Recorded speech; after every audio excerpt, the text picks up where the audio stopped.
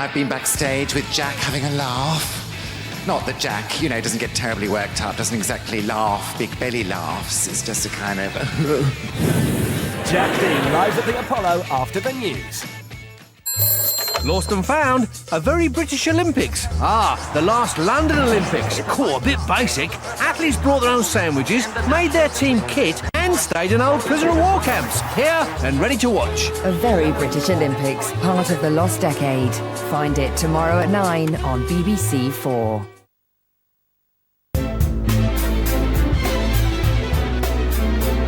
Now on BBC One, the 10 o'clock news with Dermot Murnaghan and Matt Barbett. Protecting Britain from a terrorist attack from the skies. The RAF crew's on permanent standby, ready to scramble at a few minutes' notice. Their job to shoot down hijacked passenger aircraft on the orders of a senior cabinet minister. The 10 o'clock news has been given exclusive access to the teams monitoring the thousands of planes that enter British airspace every day. Also tonight, as bird flu is detected in Greece, Britain says it's well prepared to deal with the threat. Which one will go? MPs vote tomorrow after the Conservative leadership candidates make their pitches. And Joanne Lees faces the man accused of murdering her boyfriend in court in Australia. In BBC London News, warnings there may be more homophobic attacks like the one that killed a barman on Clapham Common. And the surprising fighters who helped bring Nelson victory at Trafalgar.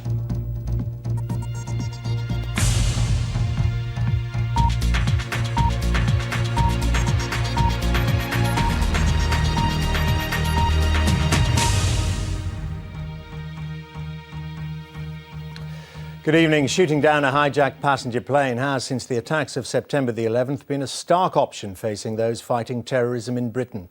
At any time in the UK, the crews of 4 RAF Tornado fighter jets are ready to scramble and shoot down a plane being used as a terrorist weapon. It's a last resort, and any decision to do so will be taken by the Prime Minister or a senior cabinet minister. Many details of the RAF operations are classified, but the BBC 10 o'clock news has been given unprecedented access to the teams, witnessing how they're trained to react at a moment's notice. Our special report is by Brian Hanrahan, who spent time with the Quick Reaction Alert crews of RAF Coningsby in Lincolnshire.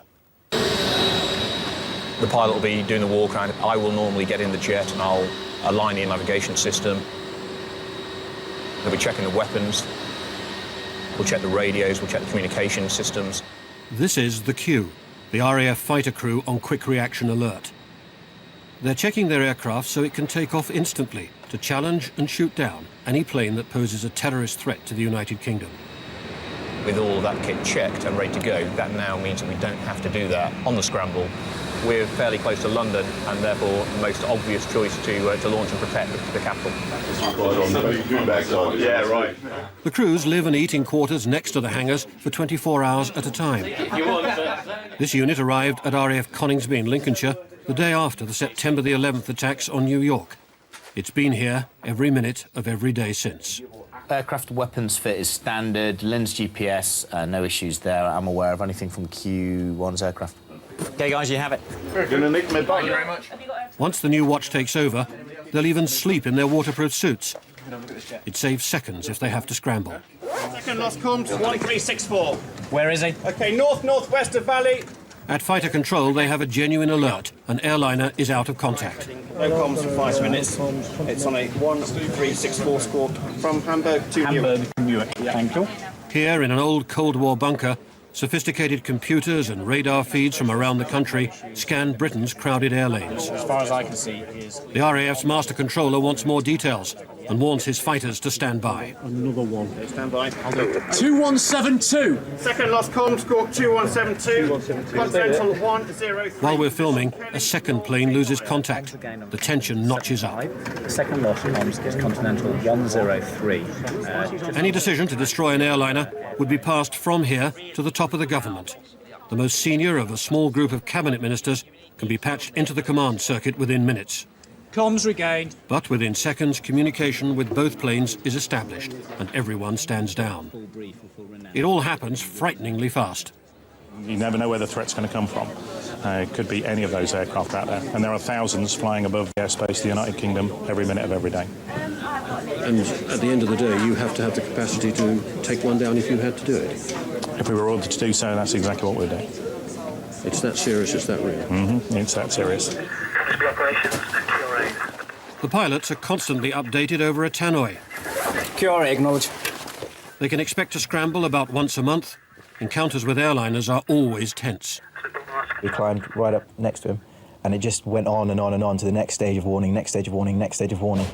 And the heart was starting to really get pounding then. I was like, well, this guy's not actually chatting to anybody. Then he just decided that he, as part of his flight plan, he was going to turn left, and it just so happened that we were up next to his cockpit on the left-hand side. And as he obviously decided to look out the window, turning left, he probably got a bit of a surprise because he turned right rather sharpish. The Q crews practice regularly to keep up their reaction times. It's an adrenaline-charged sprint, unchanged since the Battle of Britain. And they have exactly the same aim: to get combat aircraft armed and airborne, ready to face an instant threat.